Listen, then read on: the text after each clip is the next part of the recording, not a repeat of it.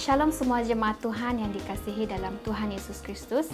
Salam sejahtera dalam kasih Tuhan kita Yesus Kristus dan selamat beribadah bersama kita di Gereja Grace Batu Pahat Kebaktian Bahasa Malaysia. Apa kabar semua? Saya berharap kita semua dalam keadaan yang sehat dan masih tetap bersemangat serta tetap percaya dan mengasihi Yesus walaupun ibadah kita berlangsung di rumah masing-masing. Mari bersama sertai ibadah kita pada setiap malam Jumaat bermula jam 8 sehingga 9.30 malam. Bagi sesiapa yang baru menyertai ibadah ini dan belum subscribe, sila subscribe dan tekan butang loceng untuk menerima notifikasi setiap kali ibadah KBM yang terbaru. Saudara, kami ingin sekali mendoakan Anda. Bagi sesiapa yang ingin didoakan, sila isi ruang komen di bawah bahan doa Anda. Bagi kamu yang ingin memberi perpuluhan dan persembahan, boleh pindahkan uang ke dalam akaun gereja kita, Maybank nombor akaun 5014-22106286 dan email receipt Anda ke ggbp57@gmail.com atau WhatsApp kepada staf gereja Saudara Caleb atas talian 017 720 9939.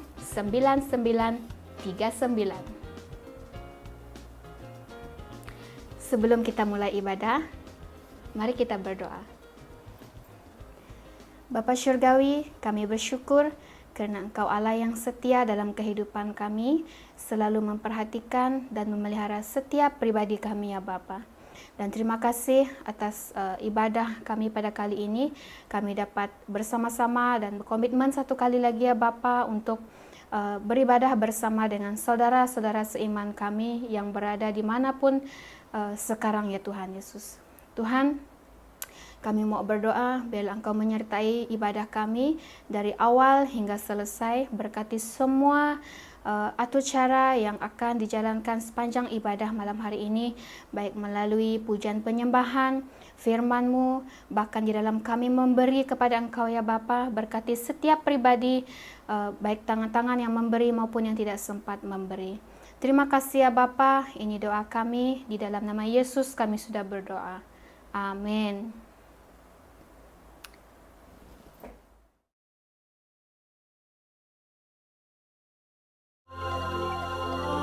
Kita meninggikan Dia karena kita tahu bahwa Tuhan yang layak ditinggikan.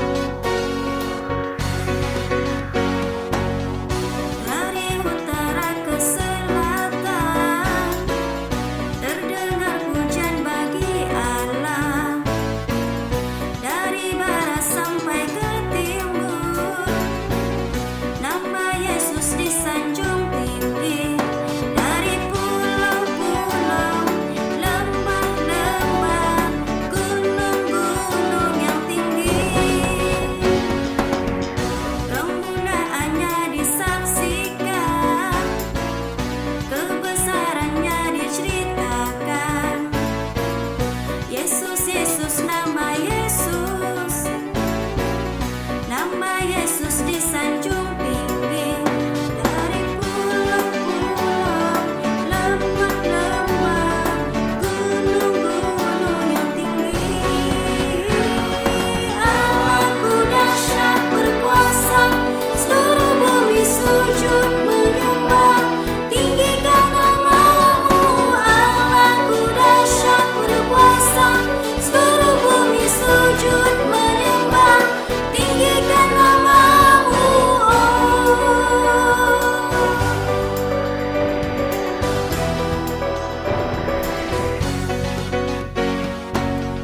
Dari utara ke selatan, terdengar pujian bagi Allah. Dari barat sampai ke timur, nama Yesus disanjung tinggi dari pulau-pulau, lembah-lembah, gunung-gunung yang tinggi. Kemuliaannya disaksikan, kebesarannya diceritakan. Yesus, Yesus, nama Yesus, nama Yesus disanjung tinggi dari pulau-pulau, lembah-lembah, gunung-gunung yang tinggi. Allahku dahsyat berkuasa, seluruh bumi sujud menyembah, tinggikan namamu. Allahku dahsyat berkuasa, seluruh bumi sujud menyembah, tinggikan namamu.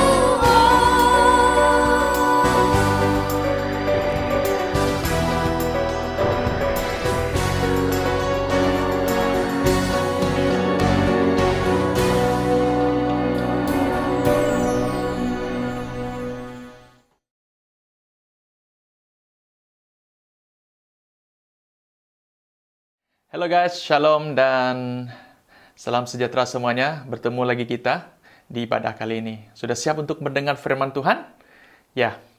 Oke, sebelum kita mendengar firman Tuhan, terlebih dahulu kita sama-sama untuk buka di dalam 2 Timotius pasal yang kedua, ayat yang pertama hingga 13.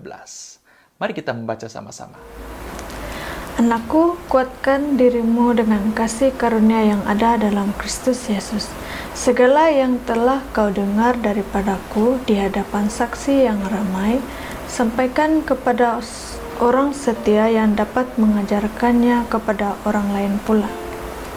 Kamu mestilah ikut serta menanggung kesusahan sebagai seorang askar yang baik di bawah Kristus Yesus. Seseorang yang memegang tugas dalam peperangan tidak akan melibatkan dirinya dengan hal ehwal kehidupan ini, supaya dia mendapat keredaan orang yang mengambilnya sebagai askar. Demikian juga jika seorang menyertai pertandingan olahraga, dia tidak akan mendapat mahkota kemenangan, melainkan dia bertanding mengikut semua peraturan. Petani yang telah bertungkus lumus, pasti dialah yang pertama menikmati hasil tanaman. Fikirkan kata-kataku, karena Tuhan akan memurniamu pengertian dalam semua perkara. Ingatlah bahwa Yesus Kristus keturunan Daud telah dibangkitkan daripada kematian menurut Injil yang kusampaikan, yang kerananya aku menderita seolah-olah aku seorang penjahat, sehingga dipenjarakan. Tapi firman Allah tidak mungkin dipenjarakan. Oleh itu aku menanggung segalanya untuk mereka yang terpilih, supaya mereka juga mendapat penyelamatan dalam Kristus Yesus dengan kemuliaan yang kekal. Kata-kata ini benar, jika kita mati bersamanya, kita juga akan hidup bersamanya. Jika kita tabah, kita juga akan memerintah bersamanya. Jika kita menyangkalnya, dia juga akan menyangkal kita. Jika kita tidak setia, dia tetap setia dan tidak boleh menyangkal dirinya. Oke saudara, demikianlah firman Tuhan yang telah kita sama-sama menghayati dan baca tadi, ya. Nah, sebelum kita mendengar firman Tuhan dengan lebih lanjut, mari kita berdoa. Bapa di surga, kami bersyukur dan terima kasih untuk kesempatan mendengar firman-Mu pada hari ini. Berbicaralah dalam hati kami lewat firman-Mu. Pakailah hamba-Mu, biarlah lewat firman-Mu ini kami diperlengkapi Tuhan, kami ditegur, dan kami diubah, dan kami didorong dan diinspirasi oleh Roh Kudus-Mu Bapa untuk terus bekerja, berkarya, dan juga terus menjalani kehidupan untuk memuliakan nama-Mu. Terima kasih Bapa, ini doa kami dalam nama Tuhan Yesus. Amin. Nah, tema yang saya akan bawa kepada kita pada hari ini adalah, saudara, iman yang memberi kemenangan. Iman yang memberi kemenangan. So, saudara, kita sedang hidup di dalam suatu dunia di mana kebanyakan, maksud saya, banyak tantangan yang dapat melemahkan iman kita. Ya, di dalam lingkungan apapun, ya, kita hidup, tidak kira di sekolah, di tempat kerja, ataupun di rumah, di mana lagi ya, even di gereja sekalipun, kadang-kadang banyak tantangan yang akan kita hadapi dalam proses iman kita, ataupun dalam kita mengimani, dalam kita beriman, ya, dalam kehidupan kita, ya. Dan beriman itu bukan sesuatu perkara yang mudah, ya. Dan karena ia boleh membuat banyak persoalan ataupun pergumulan dalam hidup. Banyak yang benda kita tanya dalam dalam proses iman kita, ya kan? So, saudara, terutamanya sekarang ini, dalam syukur sekarang kita di Malaysia sudah semakin pulih untuk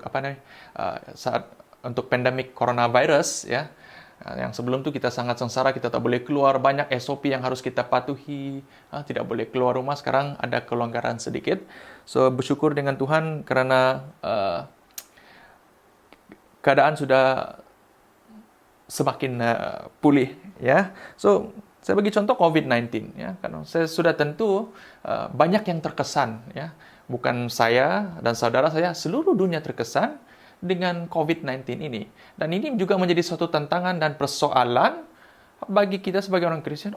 Mungkin ada yang bertanya, di manakah Tuhan? Ya, di manakah Tuhan pada masa sekarang? Tuhan tidak lihat dunia dan sebagainya. Banyak persoalan yang boleh menimbulkan kita sehingga boleh dikatakan melemahkan iman kita. Ya, so hari ini saya akan berbicara bagaimanakah iman yang memberi kemenangan, ya?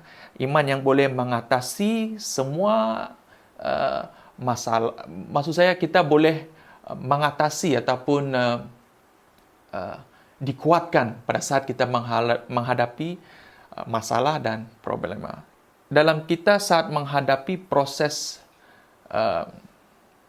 beriman nih, ya, yang pertama adalah rela menerima keadaan. Ya, rela menerima keadaan. Dan bukan mudah untuk rela menerima keadaan, ya. Saya rasa banyak orang sukar untuk menerima ataupun rela menerima keadaan sekeliling. Apatah lagi kalau keadaan itu yang betul-betul membuat kita down, yang membuat kita stres, membuat kita kecewa, bukan senang. Mungkin ada yang contoh yang putus cinta, cinta yang tidak diterima, ataupun apa lagi ya, dan sebagainya lah. Mungkin hilang pekerjaan, lagi banyak loan, tiba-tiba hilang kerja. Ya, memang kadang-kadang sukar untuk terima keadaan. Tetapi orang yang dalam proses iman itu harus rela menerima keadaan. Nah, rela menerima keadaan bukan berartinya kita give up, ya. Tapi rela menerima keadaan itu sebenarnya di mana kita menyerahkan segala sesuatu itu kepada Tuhan. Ya. Kita percayakan segala sesuatu yang terjadi kepada Tuhan. Nah, mari kita lihat ya di ayat 2, segala yang telah kau dengar daripadaku di hadapan saksi yang ramai, Sampaikan kepada orang setia yang dapat mengajarnya kepada orang lain pula. Nah, sebelum sampai ke ayat ini, kita lihat di ayat 2 Timotius yang pertama hingga 15, ya, Paulus mengatakan bahwa mereka semua telah berpaling daripadaku. Nah, keadaan Paulus pada ketika itu, dia dipenjarakan lagi, ya, dia sedang menunggu dihukum mati oleh orang Roma, dia di dalam penjara, dan pada saat itu juga, ya, semua sudah tahu dia dipenjarakan karena Injil, ya, karena dia memberitakan Injil. Dan pada masa itu juga di Asia Kecil, di mana tempat dia pelayanan, semua orang berpaling daripada dia. Nah, coba bayangkan saudara, ya, kau di penjara dan orang tidak mau lihat kau, semua orang berpaling daripada kau, semua orang tidak tidak endah kata orang, tidak peduli dengan engkau. Dan menurut yang saya pelajari di sini ialah ini merupakan suatu saat yang paling sedih untuk Rasul Paulus, di mana orang-orang dia sendiri yang pernah dia beritakan Injil berpaling daripada dia. Dan itu bukan sesuatu yang sangat mudah. Namun, ya, Paulus yakin di mana akan ada seseorang yang seperti Timotius yang boleh menyambung.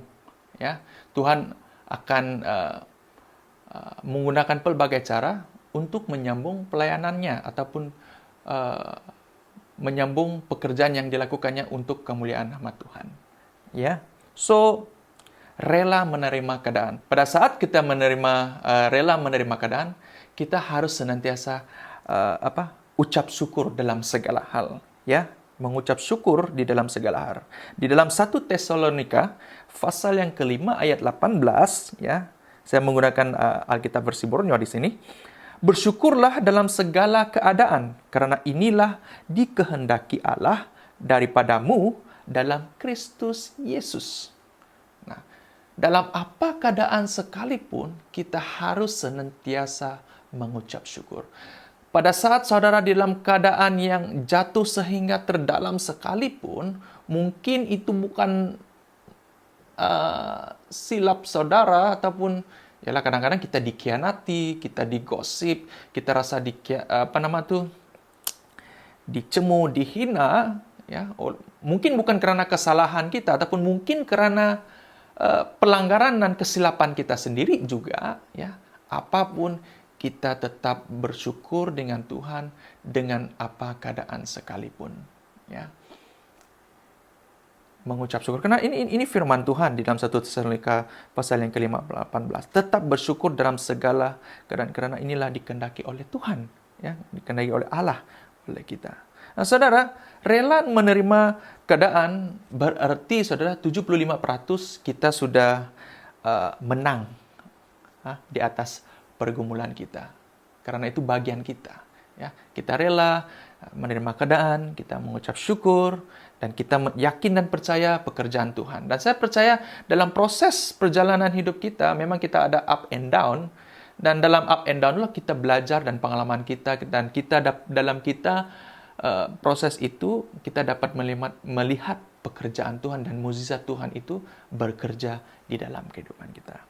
Nah, yang kedua yang saya catat di sini adalah rela menerima kegagalan. Nah, tidak semua orang rela menerima kegagalan, kan? Tidak kadang-kadang kegagalan itu membuat kita rasa mau give up ataupun sudahlah. Bukan saudara saja yang pernah mempunyai perasaan seperti itu. Saya juga kadang-kadang berpikir, saya gagal dalam sesuatu perkara, dalam suatu hal yang saya lakukan dan saya rasa macam saya give up, sudah saya tak mau buat. Kemudian bila saya membuat studi ayat ini dan saya lihat, ya, dalam ayat 3 hingga 6 katakan begini, kamu mestilah ikut serta menanggung kesusahan bagi seorang askar yang baik di bawah Kristus Yesus. Seorang yang memegang tugas dalam peperangan tidak akan melibatkan dirinya dengan hal ehwal kehidupan ini supaya kita mendapat keredaan orang yang mengambilnya sebagai askar. Demikian juga jika seseorang menyertai pertandingan olahraga, dia tidak akan mendapat mahkota kemenangan, melainkan dia bertanding mengikut semua peraturan.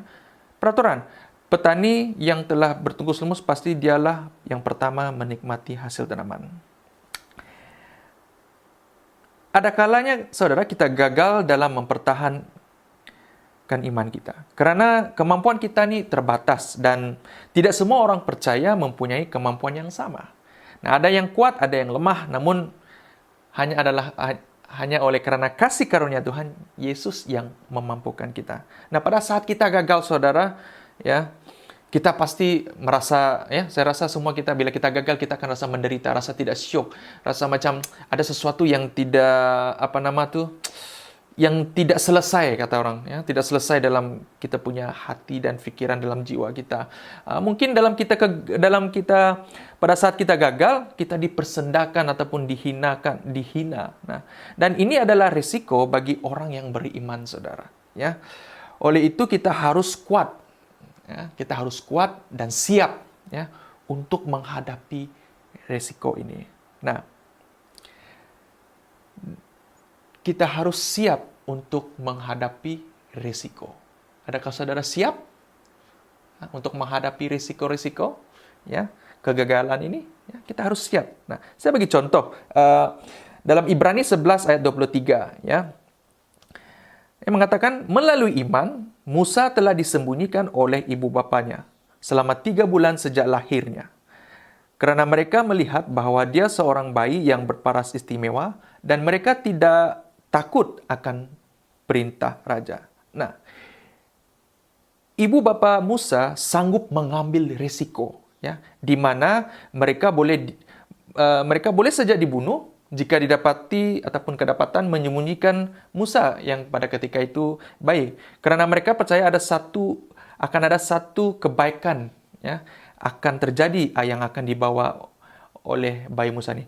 Coba kita lihat, ya, kalau ibu bapa Musa ini kan tidak sanggup mengambil risiko itu. Nah, sudah pasti bukan Musa lah yang akan membawa orang Israel keluar daripada perhambaan yang di Mesir. Ya. Mungkin Allah akan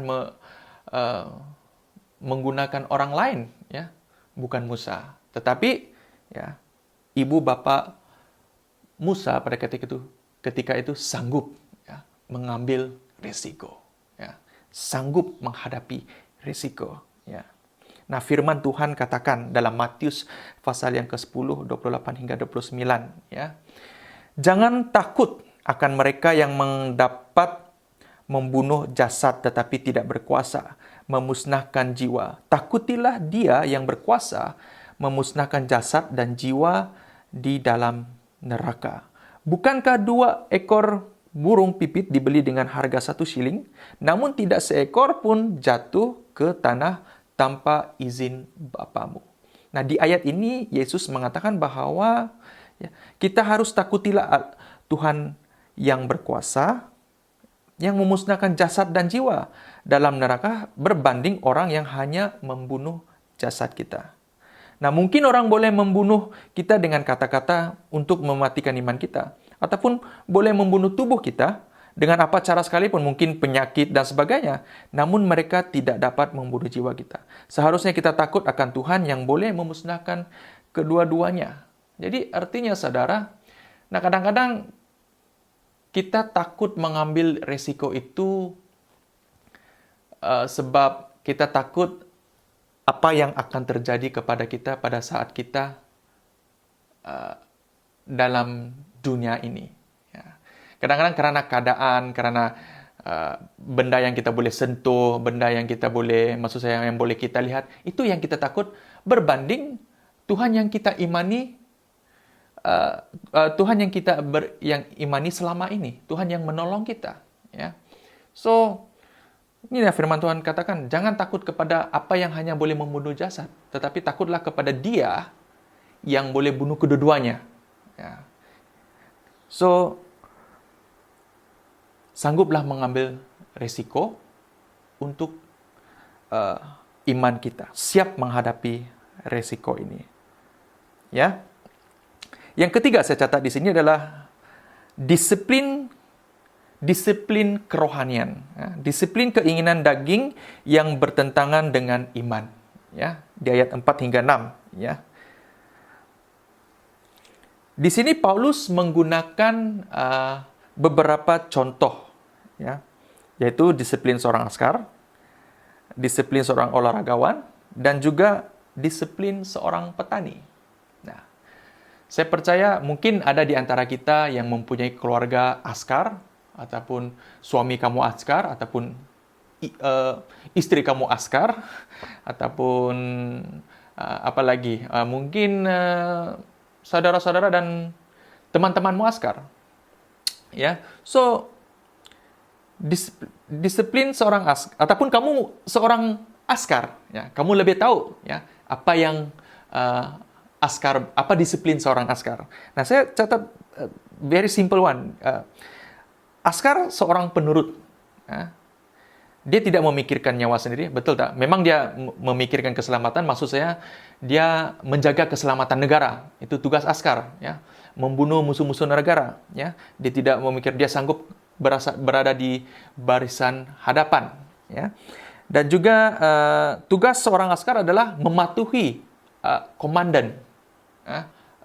Salah satu tujuan utama seorang askar juga adalah coba untuk menyenangkan komandannya, maksudnya menurut apa yang dikata komandannya lah, supaya mungkin dia naik ranking kah, ataupun dan sebagainya lah, ya. So, pokoknya di sini, ataupun dasarnya di sini adalah dia penurut, dia tidak memikirkan nyawa dia sendiri, dia berusaha untuk menyenangkan komandannya.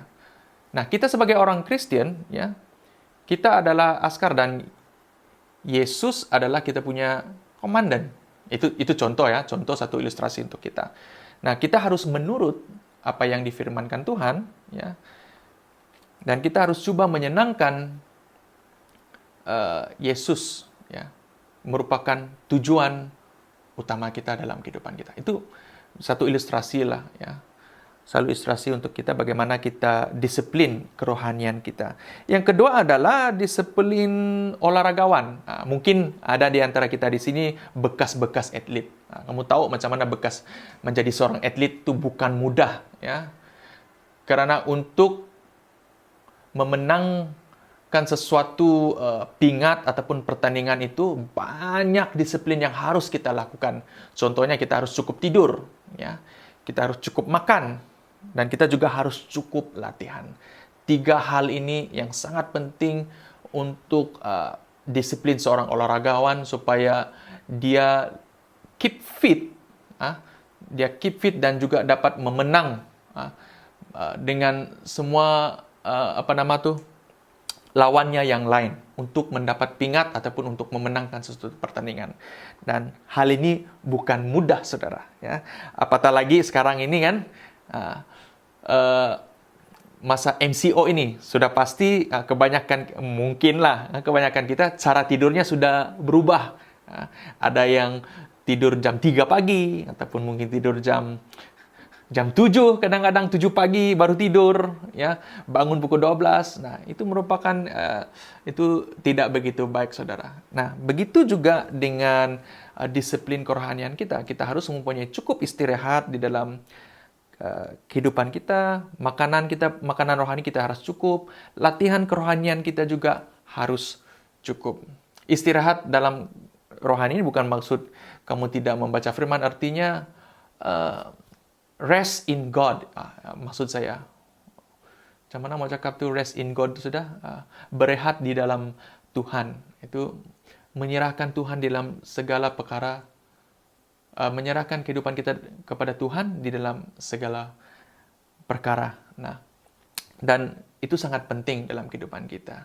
So, kita harus cukup istirahat, cukup makanan rohani, dan cukup latihan rohani, ya, dalam kehidupan kita, ya, supaya kita keep fit dalam apapun pergumulan yang kita hadapi, masalah yang sedang kita hadapi, kita boleh menghadapinya, ya.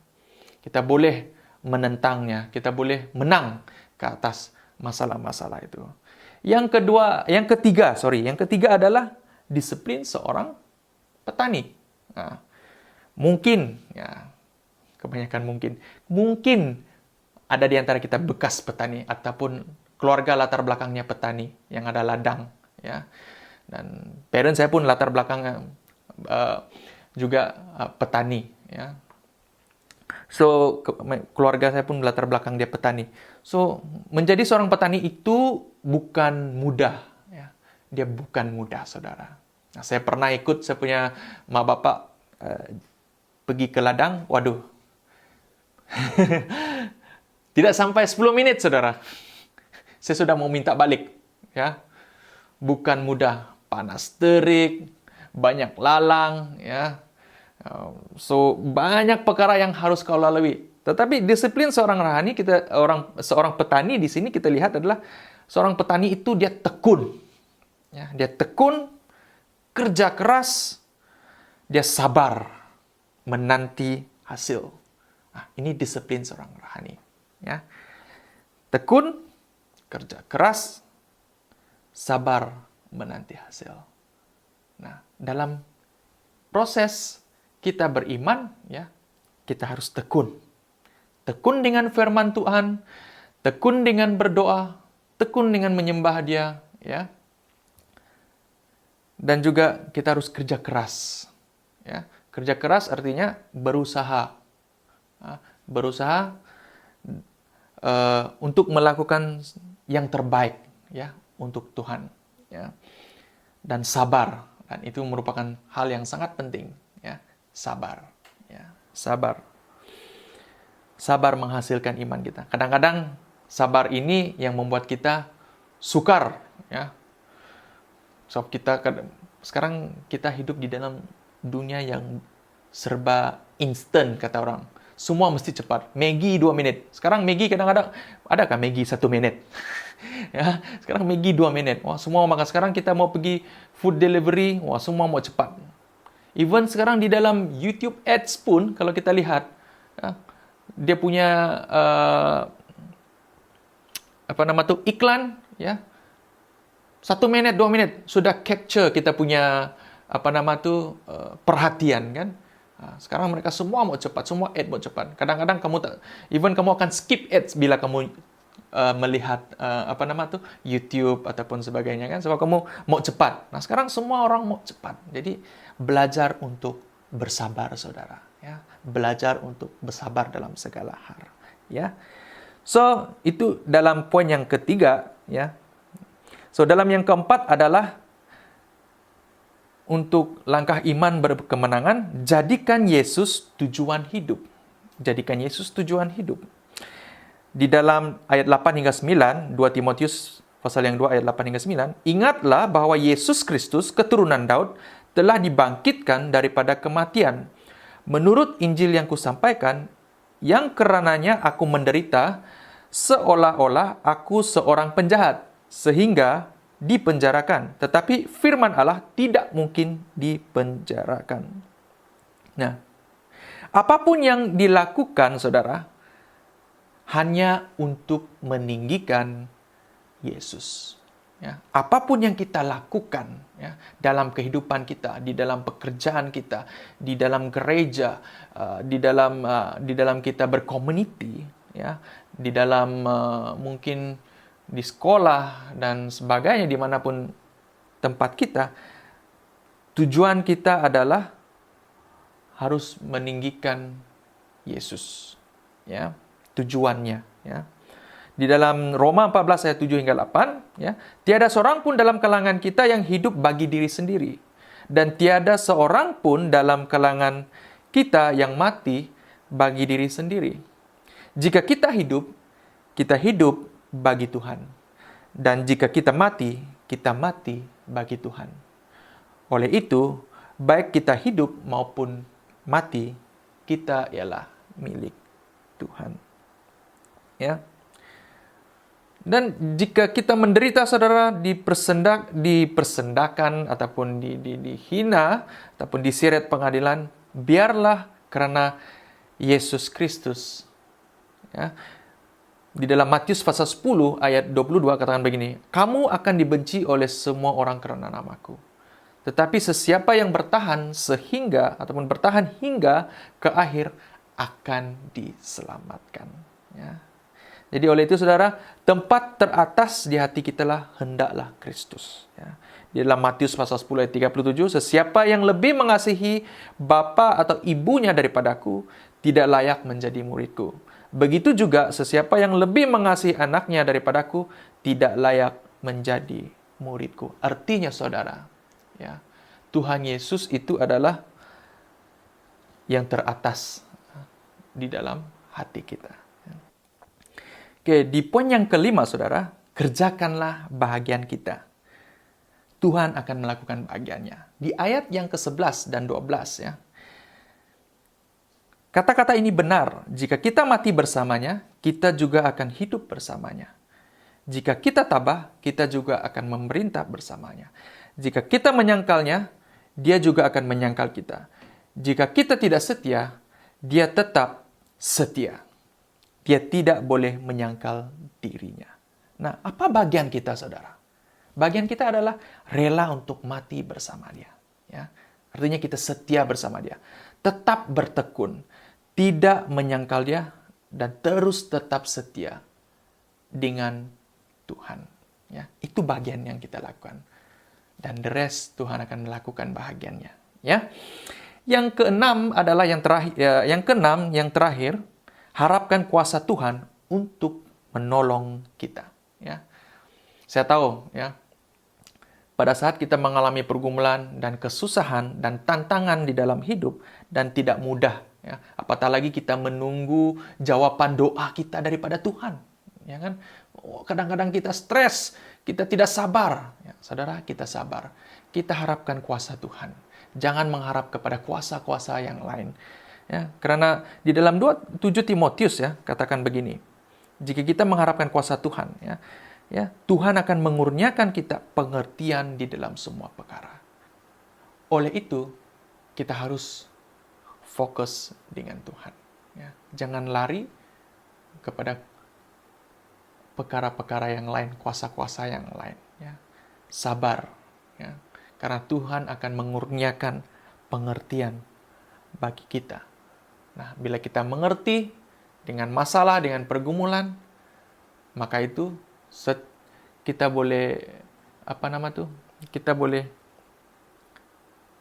dapat jalan keluar. Kita boleh mencari jalan keluar sesuai dengan pertolongan daripada Tuhan. Demikianlah 6 langkah ataupun 6 poin yang saya berikan untuk saudara yang kita belajar hari ini melalui surat 2 Timotius ayat 2 dari pasal yang kedua, ayat pertama hingga 13 yang kita dapat belajar di sini, ya.